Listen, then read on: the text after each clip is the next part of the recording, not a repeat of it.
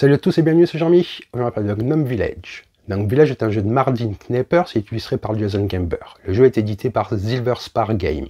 Le jeu est actuellement en financement participatif sur Kickstarter. C'est un jeu pour 2 à 4 joueurs, des durées de partie de 30 à 60 minutes à partir de 10 ans. C'est un jeu de pose de tuiles avec une petite point d'interaction très agréable. Dans le jeu, les joueurs vont en effet essayer de construire le village de Gnome le plus attrayant et le plus riche possible. Ils vont construire des commerces, poser des routes, afin d'attirer le plus de gnomes possible dans leur village. Allez, on va voir comment ça se passe. Et on se retrouve avec le matériel. Donc là, c'est une version prototype du jeu que l'éditeur m'a fait parvenir afin que je puisse vous parler du jeu. Le jeu est actuellement en financement participatif sur Kickstarter et nous rentrons dans les derniers jours de la campagne. Vous trouverez en description de cette vidéo le lien pour aller voir la campagne de vous-même. Là, je vais vous faire une présentation rapide des règles, que vous ayez une idée des différentes mécaniques, des imbrications et des sensations que procure le jeu. Dans Gnome Village, les joueurs vont s'affronter pour construire le village le plus attrayant et le plus riche possible pour leur gnome.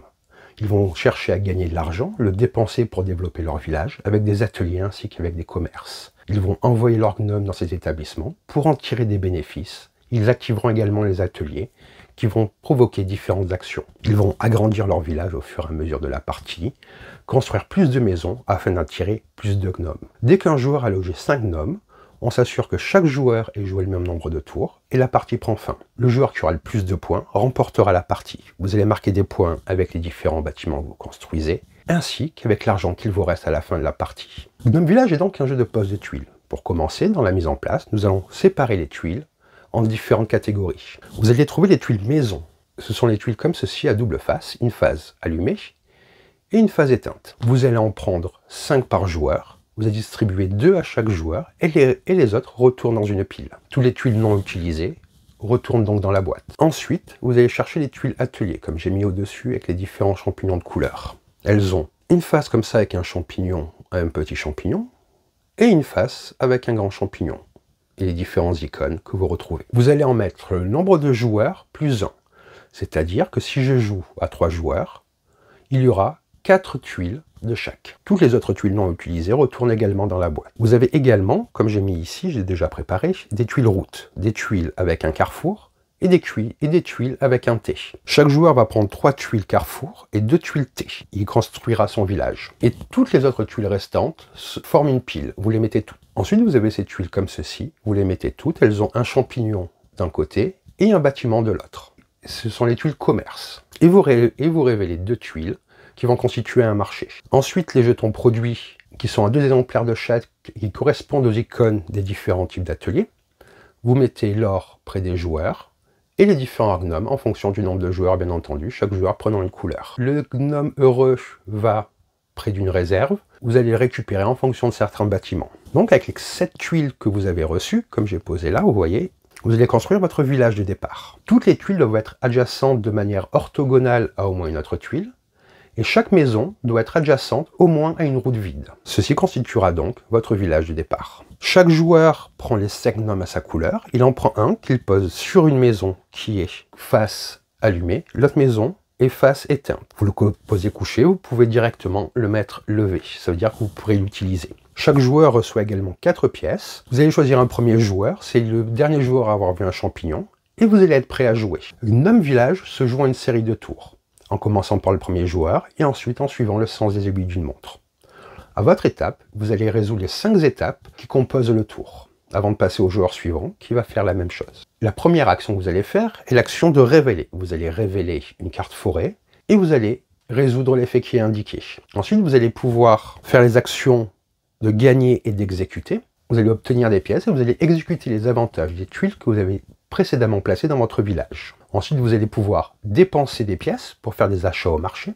Puis vous allez pouvoir déplacer vos gnomes pour activer les différentes tuiles de votre village. L'objectif du jeu étant de marquer le plus de points, c'est indiqué sur de nombreuses tuiles. Par exemple, l'icône des points est comme ceci. Et à la fin du jeu, les pièces rapportent 1 pour 1. Donc en fait, ce qui est intéressant, c'est que vous allez devoir envisager chaque action en fonction de la rentabilité des points. Est-ce qu'il vaut mieux acheter une tuile, garder de l'argent? Tout ce système de commerce et où c'est 1 pour 1 devient très intéressant. Je vais vous expliquer un petit peu plus comment se passent les différentes actions du jeu. D'ailleurs, vous avez pour chaque joueur une aide de jeu qui explique les différents tours. Vous avez ici les différentes actions et les différentes actions des différents commerces que vous trouvez dans le jeu. Donc la première phase du tour de jeu d'un joueur est la phase de révélation. Vous prenez une carte et vous révélez l'effet ici. Vous allez prendre donc une tuile route que vous placez immédiatement, ainsi qu'une pièce. Je vous ferai un petit tour des autres cartes plus tard, une fois que je vous aurai expliqué un petit peu plus les mécaniques. Gagner, exécuter, une fois que j'aurai expliqué d'autres choses, ça aura plus de sens, donc j'y reviendrai un petit peu plus tard. Dépenser. Vous allez pouvoir acheter autant de choses que vous le souhaitez et que vous pouvez vous le permettre. Il n'y a pas de limite au nombre d'achats que vous pouvez faire. Vous pouvez acheter un commerce qui est disponible pour une pièce d'or, vous le remplacez, mais vous ne pouvez pas acheter le commerce qui vient d'être posé ce tour-ci. Vous pouvez acheter un des ateliers pour 2 pièces d'or, ou un des jetons produits pour 3 pièces d'or. Les maisons, les routes et les tuiles de commerce face cachée ne peuvent pas être achetées à ce stade. Lors d'un achat d'une tuile pour votre village, vous devez bien entendu la placer dans une nouvelle position légale, comme je l'ai expliqué, sur son côté désactivé. Si c'est un atelier, les placements légaux suivent les mêmes règles que pour la mise en place. Chaque tuile doit être donc adjacente orthogonalement à au moins une tuile existante, et les commerces, maisons et ateliers doivent toujours être adjacents à au moins une route vide. Lorsque vous déplacez, vous pouvez déplacer tous vos gnomes autour de votre village. Il n'y a pas de limite de déplacement. Vous pouvez déplacer chacun de vos gnomes aussi loin que vous le souhaitez le long des routes, y compris les routes vides et les routes passant par des bâtiments. En général, vous allez chercher à vous poser sur un atelier ou un commerce pour en profiter. Si vous arrivez sur un atelier qui est inactif, par exemple, imaginons, là c'est juste pour l'exemple, je ne fais pas attention à tous les placements. Si vous terminez votre mouvement ici, vous le retournez à ce moment-là sur la phase active. Donc le déplacement va permettre d'activer les différentes tuiles. S'il est déjà actif, il ne se passe rien. Par contre, si vous atterrissez sur un commerce, c'est donc avec le carré vert en bas de la tuile, vous allez faire l'action correspondante. Et comme je vous disais, vous retrouvez les différentes actions sur cette fiche-là. On fera le tour un petit peu plus tard pour que vous ayez une idée des différentes actions possibles. Vous ne pouvez pas envoyer un gnome au même commerce lors de tours consécutifs, mais vous pouvez envoyer des gnomes au même atelier sur des tours consécutifs. Une fois que vous avez terminé de déplacer, vous allez activer les icônes vertes et vous retournez les ateliers. Et votre tour est terminé et on passe au joueur suivant. C'est là où je vous expliquais l'action de gagner. Lors de votre prochain tour, parce qu'au début vous n'avez pas les bâtiments qui sont sur le bon côté, vous allez examiner les positions actuelles de tous vos gnomes et tous vos gnomes se trouvant sur un commerce ont un certain nombre de pièces qu'ils peuvent gagner.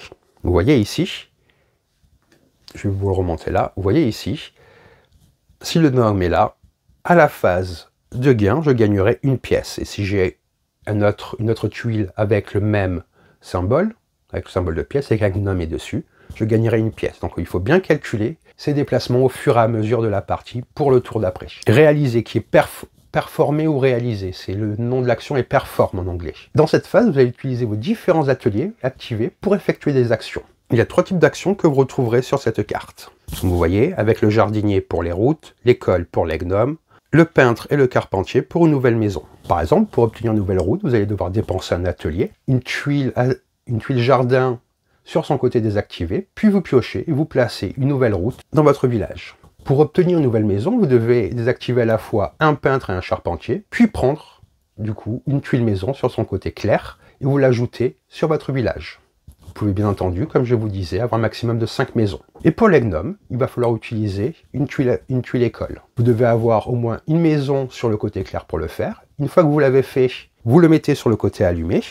Votre gnome arrive comme ceci. Donc là, imaginons que j'ai pu faire l'action, ça reviendra comme ceci. À la fin de mon tour, il se dressera et au tour d'après, je pourrai l'utiliser. Il y a des moments où vous ne pourrez pas faire l'action d'utiliser un workshop parce que les tuiles ne sont pas disponibles ou pour d'autres raisons. Vous allez pouvoir payer 3 pièces pour faire l'action. Par exemple, vous pourrez payer 3 pièces pour poser une nouvelle tuile route. Vous pouvez payer 3 pièces pour faire une action de workshop de votre choix. Par exemple, vous avez activé une tuile charpentier, nous allons dire, mais vous n'avez pas de tuile peintre. Durant l'action d'achat, vous allez payer 3 et désactiver la tuile charpentier, donc vous remplissez les conditions pour avoir une nouvelle tuile maison. Et les tokens, quand vous les achetez, ils vous permettent d'utiliser l'action qui est indiquée dessus. Vous allez utiliser ces tokens plutôt que d'utiliser un bâtiment.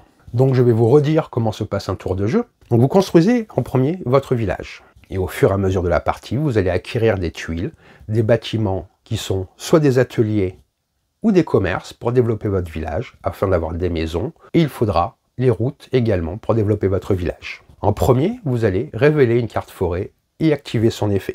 Ensuite, vous allez gagner de l'argent en fonction des gnomes qui sont sur les tuiles commerce à ce tour-ci. Vous allez prendre les pièces qui sont là. Ensuite, vous allez faire l'action de perform. Pour chaque tuile qui est sur son côté actif, vous allez pouvoir utiliser l'action, mais vous pouvez aussi remplacer cela par les pièces ou par les tokens si vous les avez achetés. Ensuite, vous allez avoir l'action d'acheter. Vous allez pouvoir acheter des tuiles du marché, sachant que, bien entendu, vous ne pouvez pas dépenser plus que ce que vous avez.